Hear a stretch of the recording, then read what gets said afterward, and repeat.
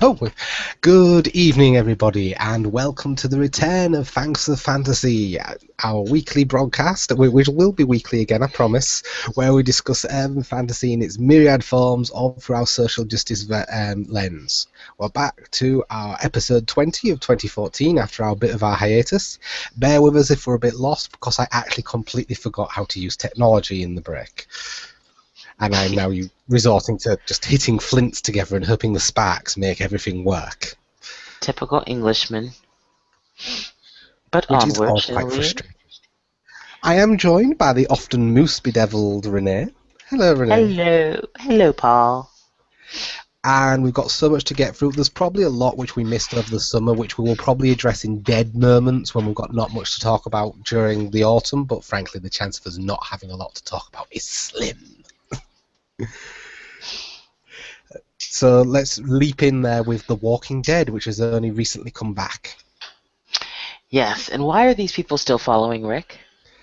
It becomes almost a parody when you've got Carol being so uber competent that you kind of turn around and go, well, why is everyone following the farmer?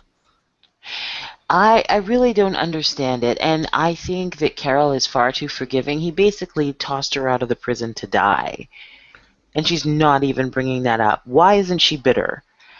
I'm sorry, I would be bitter, and when he said, "Can I join you?" I would have said everybody else but you, because you can't be trusted. Or at the very least, that have turned around and said, yes, you can join me, but note that you're joining me, deputy. Or even when he said, "I'm not sure about what you did," she should have responded, "Well, I'm not sure about what you did." Mm-hmm. Or, some element of, you may not have been sure, but I was, and Yes. that's what mattered. Something along those lines.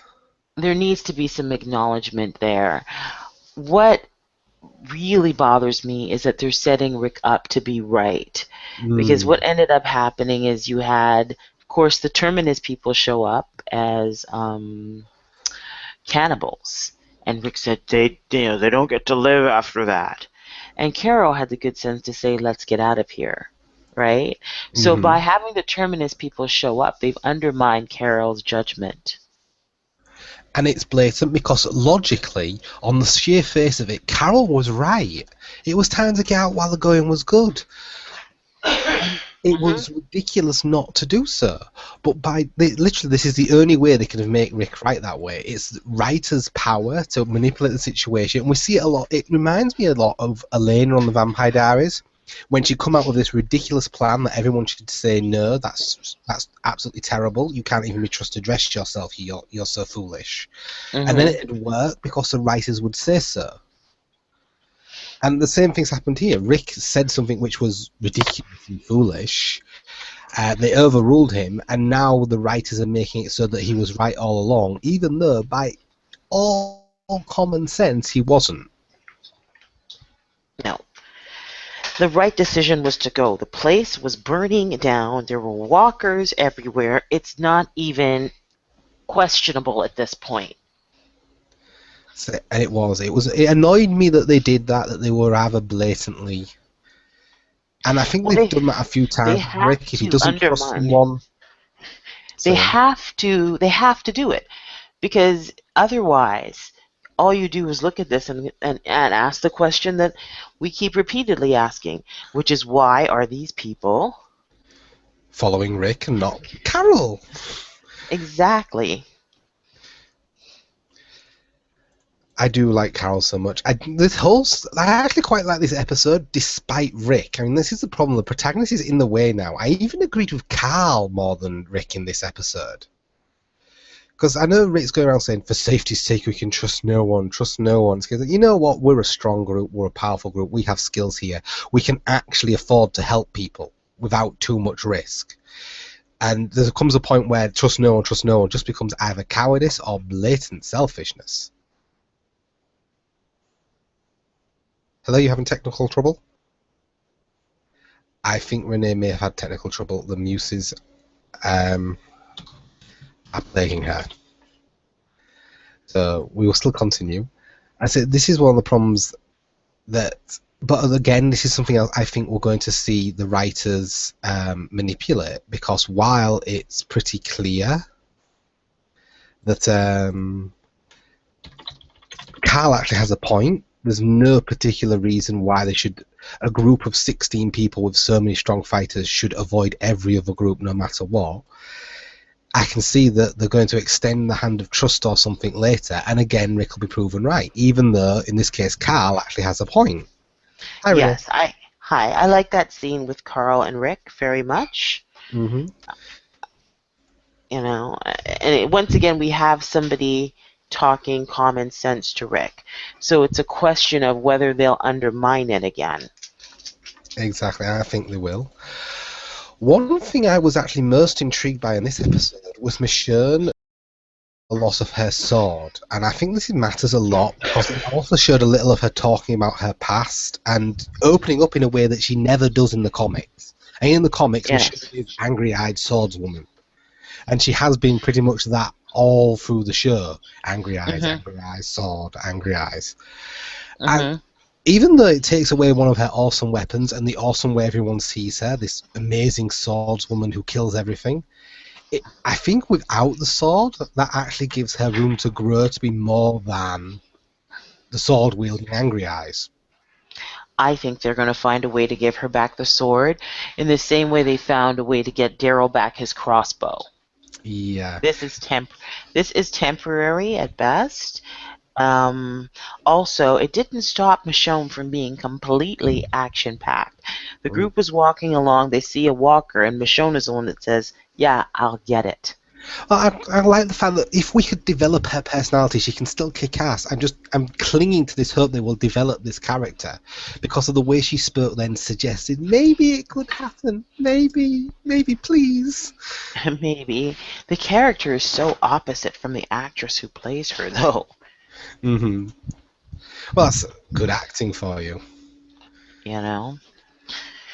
The actress can't stop talking, and Michonne won't start talking. They're quite opposite. She just sits there. And that's what I really do want to see her grow, because this is, I mean, you mentioned in the recap today again, who looks like he's dead, because I'm reckoning Bob's been bitten. That's why he was crying before he was kidnapped. I think so. I think what they're doing is they're recreating the scene from the comics, Yeah. which was Dale was bitten, and then he was eaten by cannibals, and he started to laugh because for him it was like the last laugh. He was hiding the fact that he had been bitten from Andrea, right? And the same time, now we see Bob. Bob and Sasha have a relationship. Bob looks like he's been bitten by the ankle biter. Yeah. An ankle biter, which by the way is not nearly as cool as Z Nation, but he looks like bitten by the ankle biter, and then boom, he becomes cannibal food. That's straight out of the comics, just with a different character, because obviously both Dale and Andrea are dead, right? It is. It's straight from a comic. There's a direct parallel. It's not a direct parallel there. It's a blatant copy. Exactly. So I think Bob has been bitten. Yeah, I tend to believe that Bob has been bitten. And also, I mean, they could have picked any area on Bob's body, but they happened to pick the exact same leg that happened in the comics. Yep. It's a definite homage back to that scene in the comics. Of course, it does mean that Bob's going to die. Which, frankly, I've been expecting for like a season now.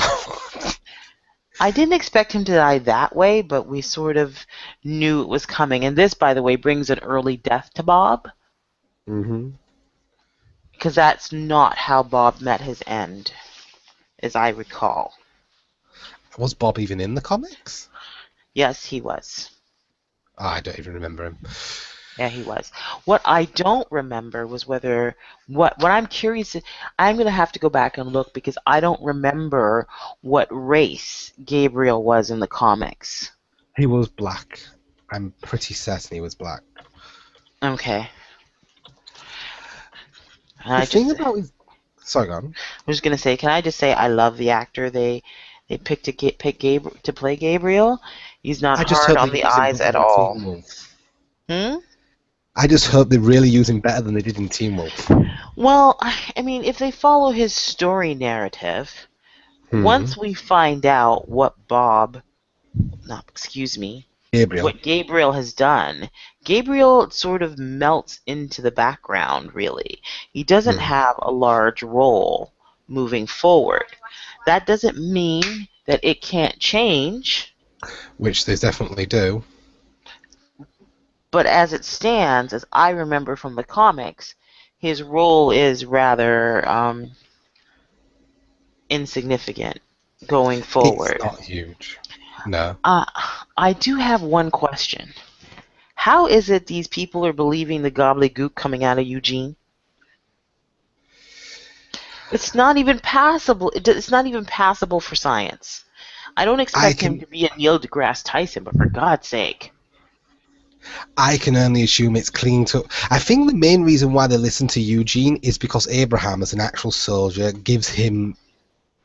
And it kind of gives him de facto authority, as it were. I mean, you're saying, well, wait, that doesn't make sense. But wait a minute, he has actually got the United States military behind him. So we assume that I've just not quite understood something.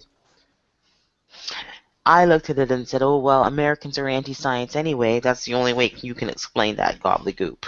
That would also work. Sorry. As a Canadian, I feel I can say that. So there. Your neighbours, they vex you terribly. I think I need to come Yeah. back to Bob dying, and because I've got some complexity about this. Okay. Because at the minute the group stands at 16, Yes. which is huge for Walking Dead, and people are going to have to die. What's also Yes. kind of interesting is I think 7 of them, so nearly half the group, Mm-hmm. is people of colour.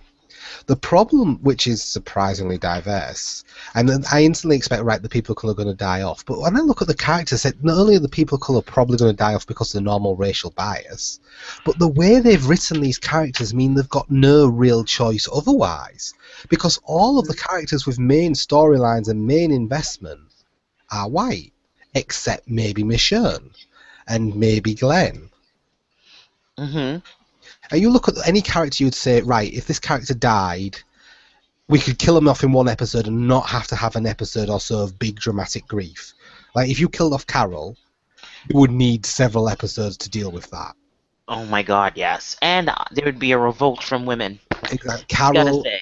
Carol, Daryl, Rick, Carl, if you killed any of these characters, there's going to be issues. Whereas the ones you could kill and not have issues, Sasha, Bob, Gabriel, Rosita, Yeah. Tara. And those are the 5. I mean, even Eugene and Abraham, the new characters, but the whole storyline kind of rests on them at the moment. Mm-hmm. So the only expendable characters they have are Tara, Rosita, Gabriel, Sasha, and Bob. And then the Yeah. next tier up is probably Judith, Maggie, Glenn, and then just before the main group, Tyrese. Okay, I think Judith is safe. I I think think, Judith is safe because you know what? They have a problem killing children on American television. They do. yeah. They seem to be exempt from all the actual horror that's going on. It's very, very taboo. So Judith is probably, because if they were going to kill off Judith, they would have killed Judith off when they were fleeing the prison. And the fact that they didn't tells me they're going to hang on to that baby, especially now that they've got a nice black nursemaid. Hmm.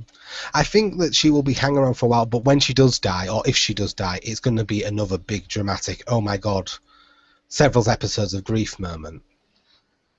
Yeah, I But won't have any. Call me cold, but I won't have any. mhm. But I think this is the kind of thing I think they've done with because they have not all of the main characterization and all of the long-standing characters. Well, the vast majority of them are white. They've painted themselves in a position where they can't actually throw away expendable characters who are not people of color or lesbian. And Mm-hmm. they have only got minorities to throw away now, because they're the only ones Yes. with no storyline, which is kind of what we said repeatedly about deaths of marginalized people. You can, if you want a throwaway token, you're going to have to spread the main storylines among the cast. And if Mm-hmm. all of your main characters, Rick, Carl, Carol, Daryl, if they're all white people and all but one men, then you kind of look and go, well, you've painted yourself into this corner now, and it's not okay to kill off people of colour because of that, because it was because of the racial bias that you've been put in that position. Yes. Also, can I throw something out there? I think they're going to make Tara fall in love with Maggie. That's going to be hellishly messy. I think they're going to have some unrequited love going on there. Oh, please, no. That is going to be so terrible. It's coming. You heard it here first. I'm just going to hide. That's what's going to happen. You not see the looks Tara gives Maggie? It could happen, and I'm kind of hoping desperately it doesn't, because if it does, then we're going to have a huge. And seriously, it's like the only romantic drama we've had since Shane died, way back in the beginning. It's coming. Because we're going to introduce an LGBT character, the only LGBT character, and they're instantly going to have a sexuality-based drama. Seriously. Well, yeah, the relationship is doomed. Mm-hmm. The relationship is so obviously doomed. I live in fear of this. Yeah, it's what's coming. So we've both made some very negative predictions. They're not being subtle whatsoever about what's going on there. Yeah, this is going to be a hot mess. I can hope. I'm going to live in denial for the time being. Okay, if it makes you feel better, it's more than a river in Egypt. Denial, denial, denial.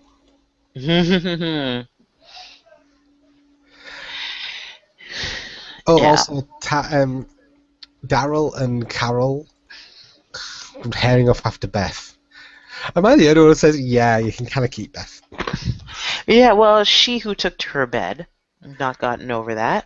Mm-hmm. I think she's a useless character anyway, so before we kill off any of the black folk, let's just kill off Beth. Mm-hmm. And I also have to say one more thing. This is on the marketing. During the downtime between the season finale last season and just before, on the build-up for this season, one of the ways The Walking Dead got a lot of attention was to float the idea that Daryl may quite possibly be gay. Oh my god. And then they use lots of really offensive terms like prison gay, which I don't even know what that's supposed to mean, but no. And then they were teasing this constantly for weeks up to the lead up, and fandom was losing its ever-loving mind, and I was gaining grey hairs at a rapid rate of knots. And then what happens in the first season, after a first episode, after all of that teasing, he glues himself to Carol like some kind of opposable monkey.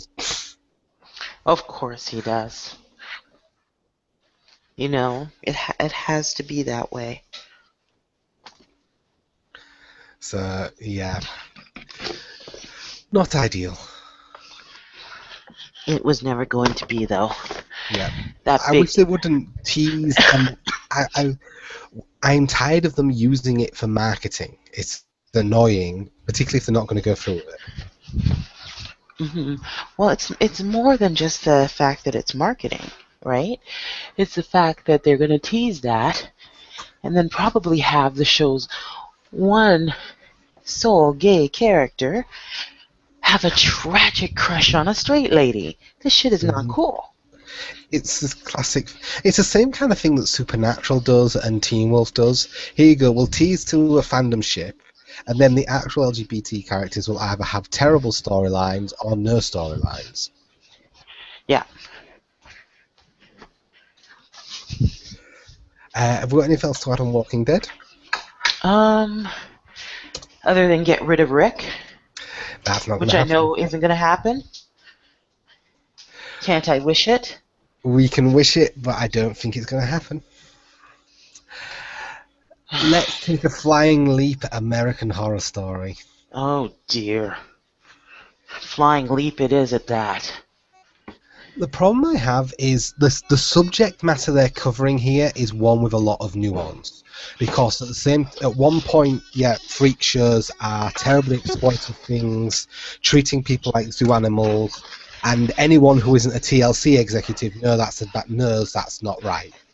At the same time, at the time and in the place, and even today in many places, one of Yep. the few places where people with extreme disabilities, conjoined twins, etc., can find a way to make their own living and their own employment is through these. I mean, there's a conjoined twin currently in India who said, if you separate us, we lose the ability to provide for our families. Mhm. I mean, but that at the same time that also leads them to exploitation because they've got nowhere else to go, and just because it's the only option, because there's no good options, doesn't mean it's a good option. It just means that everything else is terrible. There's a lot of nuance there, which I think that American Horror Story is not going to get close to touching. Mhm. Well, yes, I think they have a role to play. It gave them a sense of community. And if anyone has spent any time with carnies at all, of course, the carny freak show thing is gone, but the sense of community among carny communities still exists because they're still considered outsiders, right? Exactly. So that is very real. I like the fact that they're showing the camaraderie, we belong together, we're a family, but yet also this desperate sense of belonging because it hurts. It Hmm. hurts to be on the outside of society. And there we have particularly Jimmy repeatedly asserting, where people should be able to go into a diner, should be able to go into town and not be gawked at. Well, at the same time, you then have the strong man who's basically saying, "You're showing your act early. How dare you? You're a commodity." Yeah. So I think it's trying. I'm not sure how well it goes, and part of my discomfort is, for that, I'm really happy that they have got a lot of actual disabled and non-typical body types displayed there. Like the world's smallest woman is Ma Petite. She's the actress playing Ma Petite. Oh, she's so Um, cute. I the know it's woman, wrong to say, but she's so cute. I'm sorry, but go ahead. and there's Paul, the painted seal. He's also he's actually disabled, and the Eve, the Amazon, is actually a trans woman. Hmm. So they've got a lot of actual people who would fit those body types involved in the show, which I'm really happy about.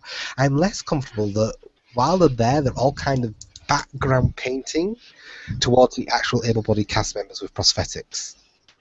Hmm. So, I mean, this is the thing with he's actually done a lot which I'm very impressed by in these 2 episodes, and then there's a lot which I'm kind of, you know? Also, there's the issue of denial of disability, Mm-hmm. too, which is very real. She has no legs. By any definition, she's disabled, but she has the ability to pass. And there is that too. I mean, how many people, because they know the consequences of being understood as disabled, would make Mm-hmm. the decision she has made? Right? Exactly. And in some ways you can see that because in many, like, compare the fact that there is somebody in that show, Hmm. all right, who is missing her leg. She's missing her legs for a different reason because she's missing it because of actual being born without legs. But Elsa thinks of them as hair monsters. She doesn't think of them as among them, as one of them. Can you say that again? Elsa doesn't think of herself as one of them. No, she does not. In part because she doesn't have to, because she can avoid having to do so. She can pass. You get the sense that for her disability is this giant secret. Particularly since she's got this huge ambition to become a star, and I think that really comes into both disability and ageism, because she wants to be a star, so because of that she has to hide the fact she doesn't have any legs. Hmm. And it's seen as pathetic almost because of her age, because we're supposed to Yes. see your chance to become a star has gone. You're washed up and pathetic.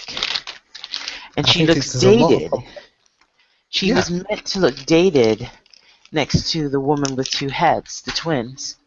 Even if she did sing David Bowie, which is an anachronism because he shouldn't have been out then. Well, yes.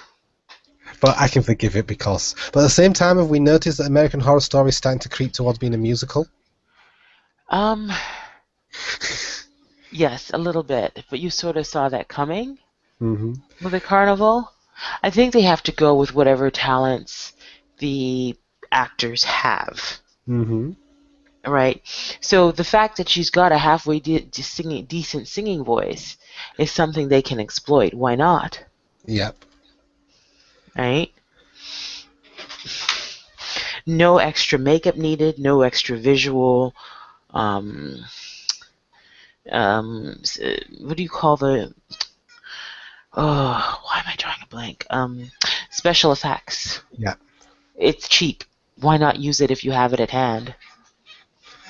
Definitely. See, it's stuff. To be honest, in many ways, I expected American Horror Story to have been a lot worse than it already is, and it somehow has managed not to hit that, except in one area, which is really because so far, I mean, I don't think they've got the full nuance, but the way they've depicted the freak show has not been as bad as I expected. Give it time. It's only episode 2. But I say giving it time, and there's already one thing I'm not happy about: Desiree, the intersex woman. Yes. First of all, they had to make her sexual from the very beginning. I mean, not only is she intersex, they gave her free breasts. And Well, well, it bothers me that they made her sexual from the very beginning because because she's intersex and because she's black. So yeah. of course she's savage and a Jezebel, cheating on her husband. Like how many check marks can you tick off? Yep, cheating on her husband, and also there's a fact as well that, like, even later on when they're suggesting what talent should the twins have, and she talked about a woman she saw shooting ping pong balls from her vagina. It's like every time she's spoken is inappropriately sexual. Yes, and she sachets here and there. Exactly. You know, she's a problem, and I'm actually kind of shocked that Angela Bassett of all people took that role. And you'd think he looks, Angela Bassett, you're better than this. Well, because she's turned down things like this in the past. She cannot be that desperate. I don't understand her decision behind this. I can Because assume it's American Horror Story. Sorry, go on. well, she's repeatedly turned down scenes where she had to do any kind of nudity. Mm-hmm. You know, the role that Halle Berry won her Oscar for was offered to Angela Bassett, and Angela Bassett turned it down because of the nude sex scene with Billy Bob Thornton. Mm-hmm. Right? And you know she talked, you know, she's talked repeatedly about certain standards she wishes to uphold, and then I see her on American Horror Story with 3 boobs. I'm like, what the hell is this? Mm. And no doubt she's still gorgeous. This woman is just beautiful. But really, 3 boobs? You thought this was cool? It's just out of Mm-hmm. character for her. I don't understand it, and I hope that she does an interview to explain her choice to play that character. And the thing is, it's strange. American Horror Story has always managed to attract this ridiculously high-profile cast. Yes. I'm not even sure how they manage it, but they do. They've got this. They have got the cream. I mean, just the fact that we got Angela Bassett, Jessica Lange, and Kathy Bates. Michael Chiklis, Francis Conroy. These are all award-winning actors and actresses. And so look and say, how did you get this cast? So, what did you sacrifice to? I don't know. Well, yeah, it's quite impressive that they managed to put it together, and then the cast just finishes out of character. So I'm not happy about Desiree's role. I can hope it gets better, but it's not going to. I'm also kind of irritated about the very briefly seen gay men who, you know, were murdered by Dell. Because when you think about American Horror Story's 4 seasons, every single LGBTI person has been attacked through their sexuality in some way. And there's a lot of people being attacked through sex, but there's been counterexamples, whereas every LGBTI person has been sexualized and hurt for it. Lana got that horrendous ex-gay therapy. In the first season, the gay couple were raped and murdered. And then we have this briefly appearing gay men who are murdered and an extremely sexualized intersex woman.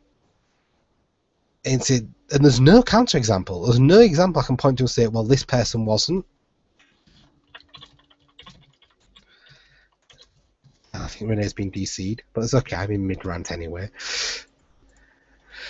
So it's a problem, because this is when you get minorities always cast the same way. And American Horror Story is 4 seasons, and we've had 4 LGBTI people who appeared for more than one episode, and even the bit parts. I think she's back. Yes, I'm back. Sorry, go ahead. I'm just making the point that every single LGBTI person on this show since the very beginning has been sexually attacked. Now, a lot of people have been sexualized, and sexualization has generally been a problem, as we point out, the sexualization of women. But there are no counterexamples with LGBTI people. You had in the first season a couple of gay men who were raped and murdered. Season Lana, of course, went through that horrendous ex-gay therapy. This season we've had gay men murdered for having sex to try and cure themselves. Which is, and I can have a normal life now. That's 2 seasons I can have a normal life. Can I just say how problematic that one sentence was? I can have a normal life now. And I get the whole time period thing, but come on. And, there's no counter to it, and he dies before we can question it. And then we've got, of course, Desiree herself, who is overtly sexual, and that is the entirety of her character. And that's a pattern, and we have no counterexample. There's nothing we can point to and say, well, this isn't like that. This LGBTI character wasn't sexualized or sexually attacked. There is none. Every last one was. And that's a problem. It's American Horror Story. Yeah. So it's why sometimes it's a good idea to watch and look back over the seasons of shows like this, like I do Supernatural and all the women packed into the fridge. Because you see the patterns, and when you look at this, I can't avoid it. I'm sorry? And so I look at it and see these patterns, say, nah, we can't really avoid this. Yeah.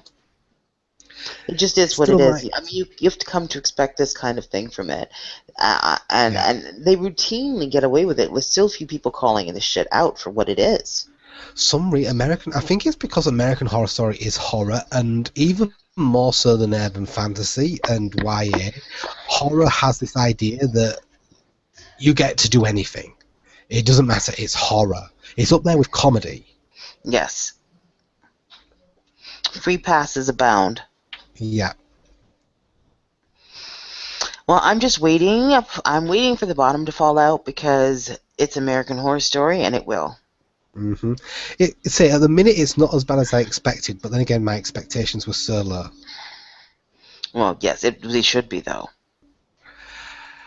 And have you got anything else to add except also clowns?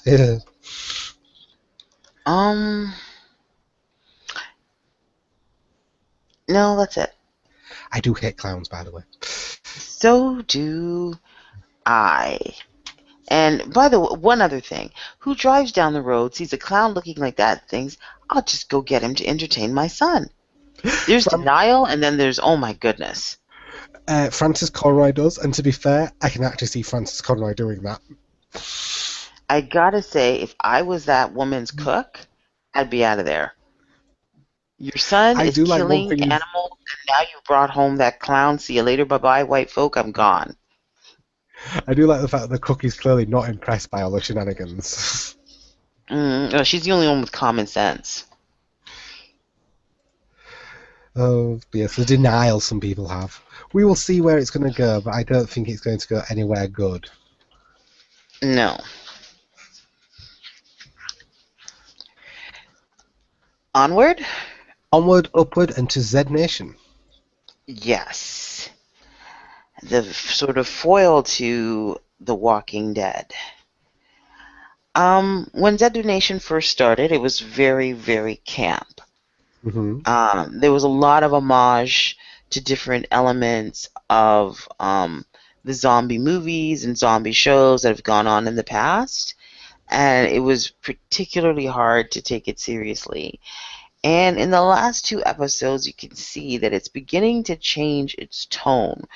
While it's not the same drama that The Walking Dead is, it certainly is starting to get my attention. That kind of I'm actually really surprised and almost confused. I don't know where Z Nation's going to go from here.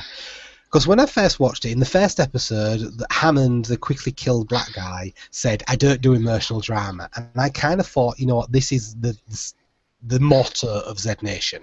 We don't do Mm-hmm. emotional drama. On Walking Dead, when a child has to die, we get look at the flowers, and everybody goes home and tries to find a therapist because they've been that traumatized. On Z Look at the Nation, flowers, Lizzie. on Z Nation, we get zombie baby scuttling around the place. Okay, but Zombie Baby was totally awesome. Yeah, that's it. It was. I kind of loved it, even though it was campy and ridiculous and nonsense. I mean, they got someone called 10K who is counting the zombies he kills. I loved the Zombie Baby, and I loved the Liberty Bell scene. Yeah, I loved it. I loved it, but at the same time, I kind of looked and said, okay, this isn't going to be big dramatic. This is going to be, oh, this isn't going to be a big angsty thing. This is going to be a semi-comedy. We're going to have zombies high on cannabis. We're going to have the Liberty Bell squishing zombies down the street. We're going to have the Zomnado. It's going to be ridiculous. And I I was all ready think, to enjoy it for that. I think, this is what I think is going on. Z Nation has a different makeup person than an executive producer, obviously, than The Walking Dead. Greg Nicotero is a freaking genius. Hmm. He's a genius at the makeup of The Walking Dead. Hmm. And the guy they have on Z Nation is good, but he's nowhere near as good. So I think that part of the things like the awesome scene with the Liberty Bell and the zombie baby is to say, well, we may not be as good as makeup, but look what we can do. Because these are the kind of effects that you won't see on The Walking Dead. Yeah. I think it serves to separate it from The Walking Dead. And that's why you're seeing all these special effects at play. Hmm. The thing is, I'm now. I don't know. I don't know if we're going to see the whole show because I mean to go back to the turn shift, as you say, Hmm. as it's showing off its special effects. That's a good reason why it's showing off this. But now it's backed away from that silliness. And the last two episodes were deep. Hmm. They were emotional, and they were. And it's well, is it going to try and do both, or has it changed now, or what's happening? Yeah, I really don't know. I don't know if I like it. I don't know if I don't know. I don't know anything. I can't even say, oh, I like this shift or I don't like this shift because all I know is it's going to be a mistake to try and do both. What I'm pleased with, and it's going to sound horrible, is that they killed the white guy. Now I believe anyone on that show can die in a way that I don't believe anyone could die on The Walking Dead. Yeah. Also, now we have the potential for a black female lead. In Warren. I'm excited about that prospect because you don't see people of color or women leading in dystopian stories. You end up, when they're there, they're angry, they're aggressive, and they're the evil seeking vagina. But they're certainly not the leader of the group. I wish to throw in here, I know someone's going to come in and say, oh no, there are dystopian leads when we're talking about revolution rather than post-apocalyptic. So yes, you'll get something in Hunger Games, and yes, you'll get it in Divergent. But again, for a start, a romance is usually part of the story there. Hmm. And they often become symbols for the revolution more than active participants. Good point, yes. It's an entirely different setting. So yes, you do get female leads in these, but not in the post-apocalyptic survival dystopians, more in the political upheaval dystopians. Hmm. So I'm just throwing that in there because every time I've said you don't get female leads in a dystopian, someone has come around and said Hunger Games, and no, Different thing entirely. yeah, different subset of the genre, and it's also treated internally very different. Mm-hmm. I know you're saying it sounds terrible. I don't actually agree entirely because Garner is a character we've seen 100 times. He's Rick from Walking Dead. He's Tom from Falling Skies. This is what we get. We get these straight cis white male leads all the freaking time. And though they do say anyone can die, we know Rick's not going to die. No Oh, way of in course not. hell will Rick die. Not till the very end. He's their great white hope. So Garnet dying was completely unexpected, and also it took out a character who was kind of boring. And there was nothing about Garnet that was in any way unique or original. There's quite literally every other character there. Cassandra, Tenke, Doc, every other character there was more interesting than him. Mm-hmm. Which is what made him disposable. We just didn't think that his disposability counted because of his race and gender and sexuality. Yeah. Also because there was no one to step in his place. I mean, like on Walking Dead, Shane died, but we knew Rick was going to be the leader.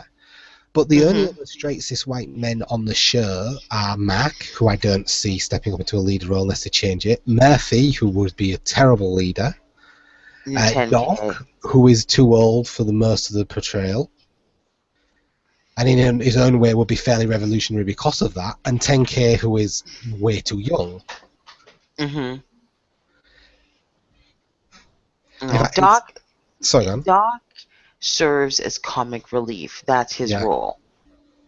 You know, him mourning about handing over the morphine. That would Yeah. have been a good buzz. He's comic relief. I think that's the thing, though. This is what makes it so original. I mean, you're saying Warren's going to step up because she's the only one who can. So Mm-hmm. it really is looking like it. I'm excited. Yeah. I'm excited. And what more, this is going to make, if Warren indeed becomes the female lead, it will only be the third show on television that isn't specifically directed at a black audience that will have a black female lead. Because there's Scandal, How to Get Away with Murder, and then there would be this. That's something. And it's not directed by Shonda Rhimes. Yes, exactly. That would impress the hell out of me. Oh, Sleepy Hollow. Oh Co-lead. dear. Well, I know you don't like it, but I don't count it. I don't. I mean, I know people will count up the people. Look at all the people of color in it. Da da da da da. But the story is more reliant, I feel, on Ichabod than Abby. I I feel would like say they're both fairly equal participants, though. I don't know that I agree. I think Abby's expertise is basically something anyone living in this century should have. They should know how to get on a computer. They should know how to drive a car. They should be able to know how to negotiate society. It's Ichabod that's shown having the greater intelligence and his eidetic memory and, this sort of Sherlock Holmes brilliance. Abby doesn't possess any of that. She Ichabod doesn't, does. but she's still got skills and courage and action. I mean, she doesn't have to have particularly unique special skills to still be a powerful, strong, and intelligent protagonist. I'm not buying her as his equal. They need to do something more than just have her know everyday things like you're supposed to sip a cappuccino and not chug it like it's a shot of vodka. So I think she's active in the storyline, but again, it's still early days as well in the second season, so we'll see if she pulls away, pulls ahead, or falls behind. Mm-hmm. Okay. I still say they need to cancel it. I still quite like it. We kind of derailed off Z Nation there. Well, that was your Anything else fault. to add on Z Nation? Um, no, that's it for now, except I'll be watching. And I really hope they don't disappoint me on Friday. Oh, Don't disappoint me. Because I know someone we were into the comments, there's also Extant, but we don't watch that. Oh shit, yeah, Halle Berry. But isn't that all right? Wasn't that more considered a miniseries? It's been renewed. Oh dear. I watched the Along with first Under few the episodes. So Dome. boring. It was so boring. It's And I'm been sorry, renewed. I'm not one of those people who actually believes Halle Berry can act. Oh. Renee said that. Do not come for me. It's true. Eh? Okay, You she can come hasn't for me done a about Anne good Rice, not this one. whatever. She hasn't done a good performance since Losing Isaiah, where she played a crack mother for crying out loud. I'm not touching it. I haven't actually seen any enough to Whatever. make a judgment one way or the other. She gets by on TNA and being a light-skinned black lady. That's what she gets by on. Since I know you've been keeping it under your belt, do you want to rant about Sleepy Hollow? I hate it. I hate it, Precious. I hate it. Okay, first of all last season we had to put up with the nonsense about the British being demons. I am Raw. sick to death of the American propaganda that comes with this show. And even when they take time to tear down certain leaders and, oh, look, Benedict Arnold was possessed by demons, that's the only way he could have been, a betrayer of the great cause. Mm-hmm. I think they took away his agency because, of course, this is more American propaganda. We're so great, of course he loved us. He didn't mean it. They had to have loved us. I hate this whole thing with God, and now he's reading the Bible, and oh look, you have to go look up the verse and see what the hell it means, and he sold his soul to the devil and Daniel Webster did better than this. I just don't like it. It's pure American nonsense. So now you have religion and rah rah, aren't we the greatest country on earth? Just save it. It's on Fox, right? Yes. Isn't it on Fox? Yes. Yeah, I'm not at all surprised.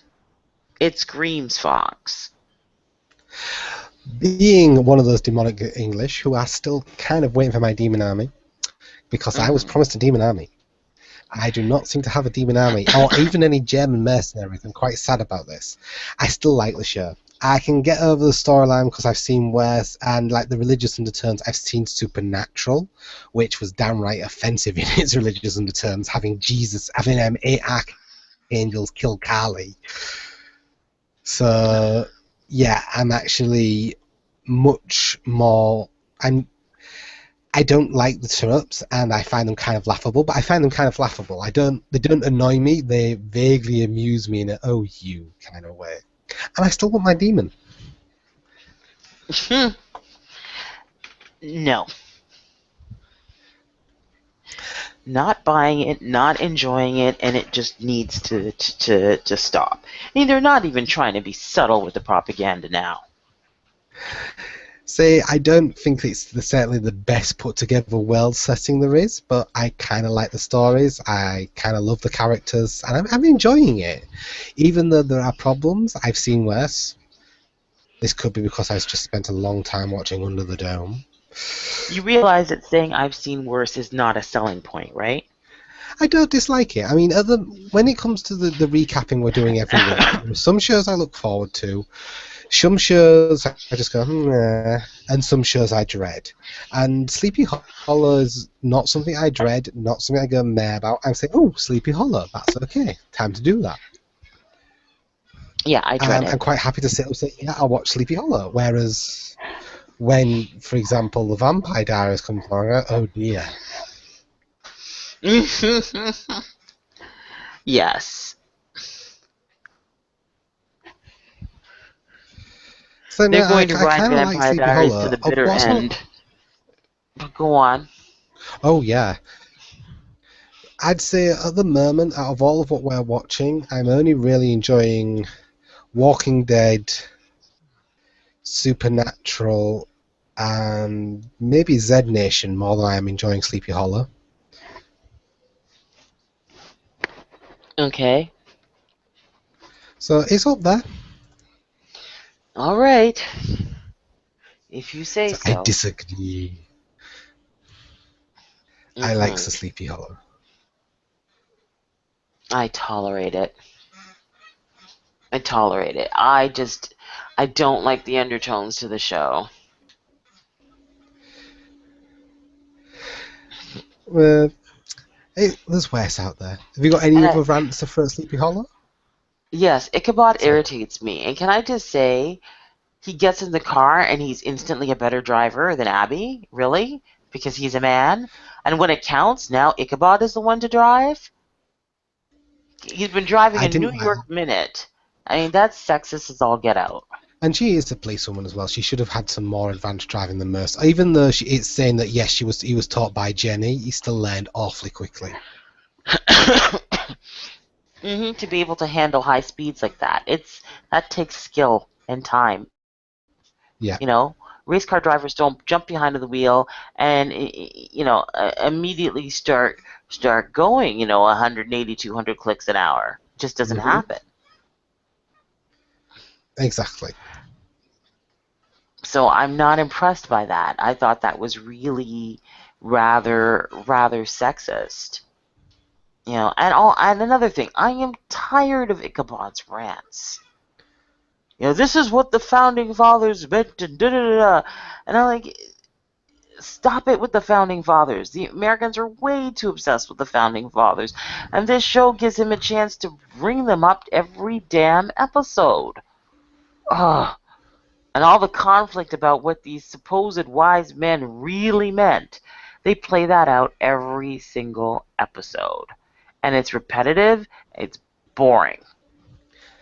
I don't particularly mind it. I mean, in some ways, I find it an emphasis of how not only is clearly modern America nothing like what the America the founding fathers envisaged, so in some ways it shows up why that whole argument is so ridiculous in the first place. And whenever you Mm-hmm. hear Americans saying, well, the founding fathers intended, well, the founding fathers would have collectively shat themselves if they'd seen an airplane, so not really relevant. And, I think it kind of emphasizes it when him pointing out things like, oh my God, banks which take interest or tax rates, this is not what they would have anticipated. To say, well, yeah, that's how far you've moved on from there. What, credit with no collateral? We trust you with our money, but you can't trust me with a pen? About what the founding fathers would have wanted is a case of, well, yeah, if you actually go back to what they would have wanted, it doesn't move close to resemble what Mm-hmm. nowadays exists.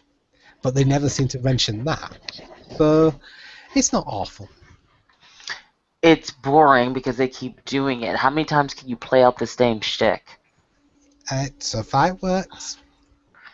Only because you're overly tolerant of Ichabod. He's an archetype. He's boring. He can't possibly go anywhere.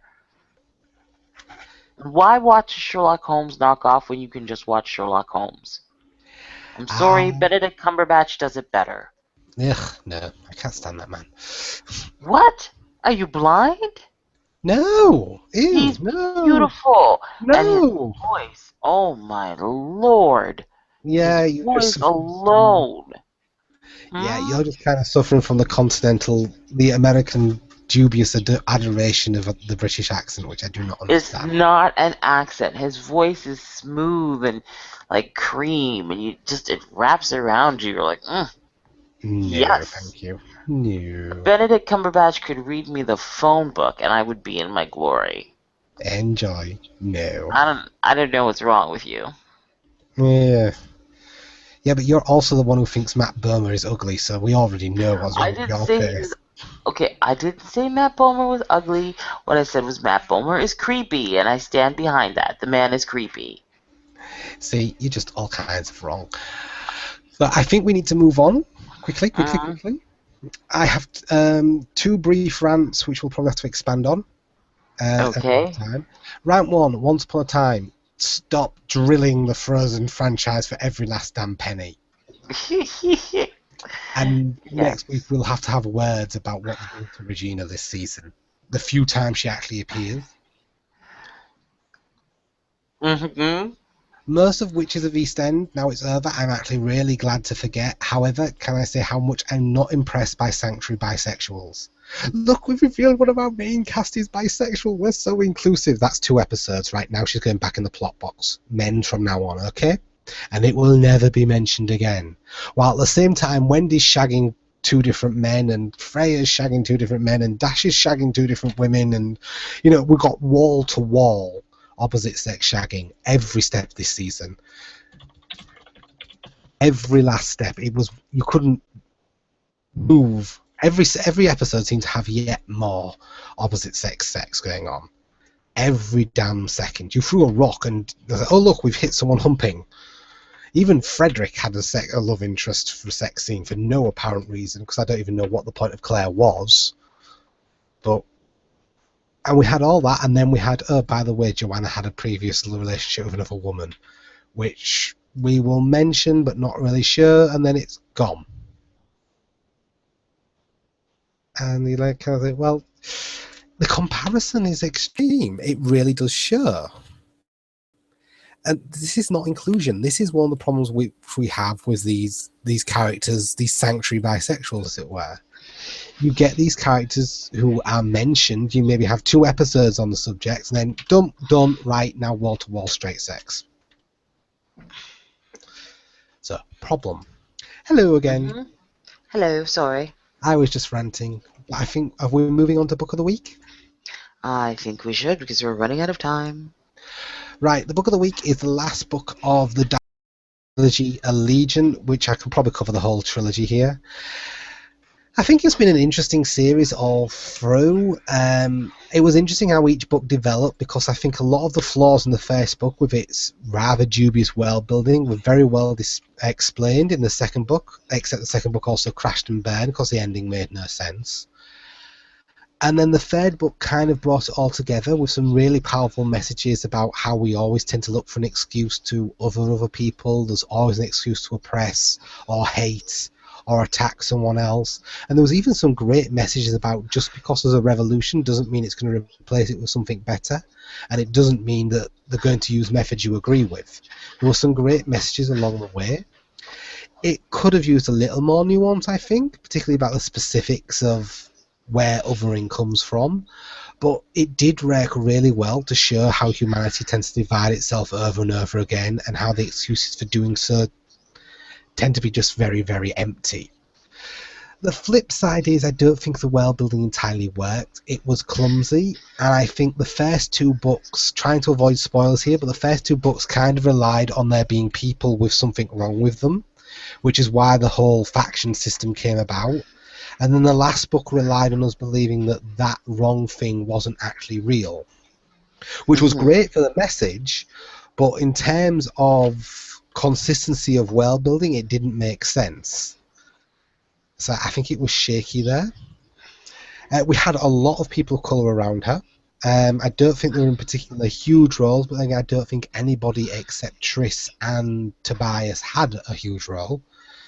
There was no one else who was hugely dominant. If anyone else was dominant in the story, they were probably on par with Caleb or Christina or Uriah, and 2 of them are people of colour.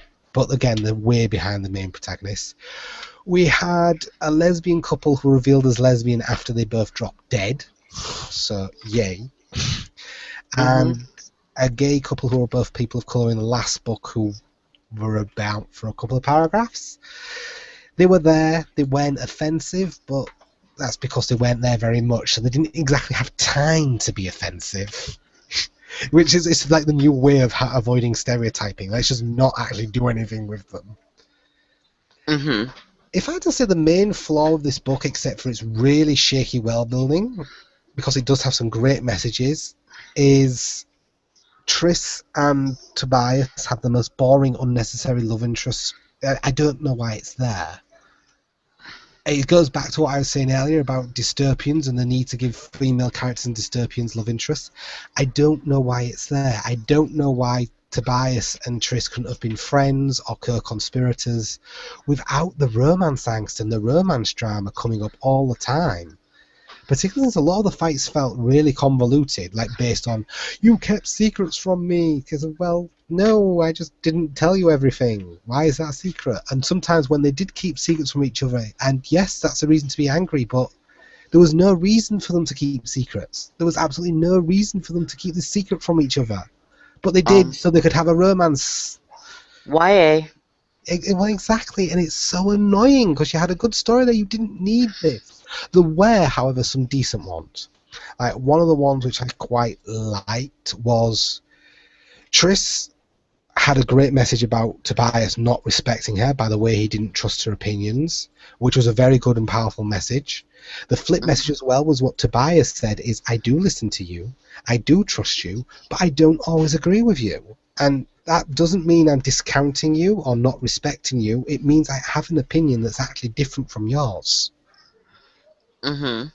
Which I think is also an interesting point to make, because I think a lot of people do tend to think you're not listening to me or you didn't understand, when what they mean is you don't agree with me. Yes. I think it's very easy to think, oh, if you understood or if you were properly listening, you definitely agree with me. It doesn't always happen that way. No, it certainly does not. So they had some interesting elements there, but the world building was a little dodgy. The messages could have done with a little more nuance, even though they were awesome, and I didn't like the romance. Also, the last book is co-written point of view from Triss and Tobias, and if it didn't have Triss and Tobias written at the top of the page, you would not know, because their voices are identical. Oh, Anne Rice syndrome. Yes. Only not nearly as bad as that, because frankly there's very little out there which is as bad as that. You love her. Oh, it's awful. She is terrible. You love her. I'm still actually really surprised that I read a book by Christopher Rice, her son, and it turned out he actually had talent. All I can assume is that his father is actually secretly very talented, because he did not get that from the maternal line. Did you not read the poetry by Stan Rice? There's no talent there. Skipped a generation, I assume? That's what I think. Well, I suppose if you've got absolutely no talent in the generation above, it has to go somewhere. Oh dear. I can't believe you're talking about the Grand Dame of Vampires that way. For shame, sir. I have no shame. I suffered through this series. I suffered. Couldn't be as bad as you're saying. I challenge you to reread even one of the books. I did. I reread Interview with the Vampire. No, not the first one. That's cheating. That's a cop-out. How is that cheating? How is that cheating? Farm. No, once was enough. Memnock the Devil. Once was enough. Blood Canticle. I would consider rereading Tale of the Body Thief. No, nothing after. What do you mean? What do you mean, nuh-uh? No, stop. You're trying to go back to one of the few books which is like a 2 Fang rather than a 0.5 Fangs. Well, it was somewhat amusing, as I recall. But we've already covered the fact that your memory is flawed. I have listened to one of our old podcasts way back when we were still on Blog Talk Radio the other day, and you and Tammy, and I'm going to email her to blame her, you both praised Memnock the Devil. And so I hold you responsible. Well, it had its moments of interest. I mean, there's no doubt it was her working on her issues with Catholicism, and her view of the universe and, the nature of God. It could be seen as interesting. It was her attempt at philosophy. It was dire. It wasn't that bad. You're being a baby. If we decide to capture prisoners and make them listen to us read it aloud, A, it would be called cruel and unusual punishment. B, we wouldn't actually be able to pay someone enough to make them suffer to read that. It is not that bad, you big baby. It's not like it's her werewolf series. That's bad. No. The reason you don't like the werewolf series is because you're reading that now without the benefit of nostalgia or heavy drugs, whatever it was that got you through the first series. Well, I don't know. We'll see how we feel about. We'll see how you feel about the Prince Lestat. You can let me know whether it's a good book or Uh, not. that is going to be one of our books of the week. Thank you very much. I am not Oh, tackling that one of your alone. books of the week? Our books of the week. Hmm. Speaking of, I should cover the next one. Our next book of the week is Midnight's Daughter by Karen Chance, because we were advised most strongly to read this, so we're going to. No more comments on that until we've read the book. Hold it in, Renee. I look forward to it. I'm sure.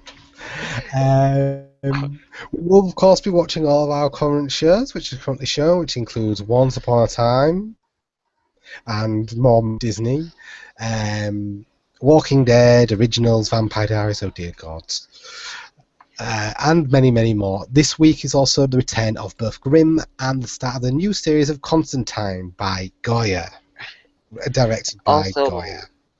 don't forget the return of the 100. I tried to. Why did you have to remind me? Because you were It's like you sticking me with want me it. to suffer. Mm-hmm.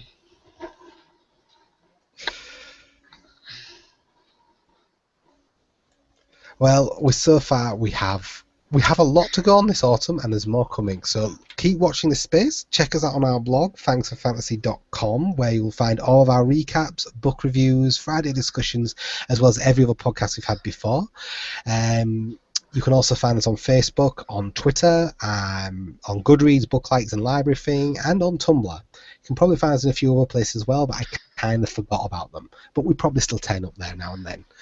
Thank you for bearing with us coming back. We're still working our way through some of the technical issues, but it's been a little bit of a break. But we will be back next week with more of our wonderful, insightful commentary and lots of snack. Yes, and Paul being wrong, but go on. It could happen one day, but I Oh, can't be right all the time, and I must be about time. dear. No, you're full of wrongness. Your comments on Sleepy Hollow scream wrongness. I'm just saying. I think that most people would agree with me, not you. Yeah, I doubt that. Well, most Americans, but that's not saying much. So I shall see you all next week. Goodbye, everyone. Good night. Have a good week. I've lost the buttons. I do not know where the buttons are on this anymore. There they are.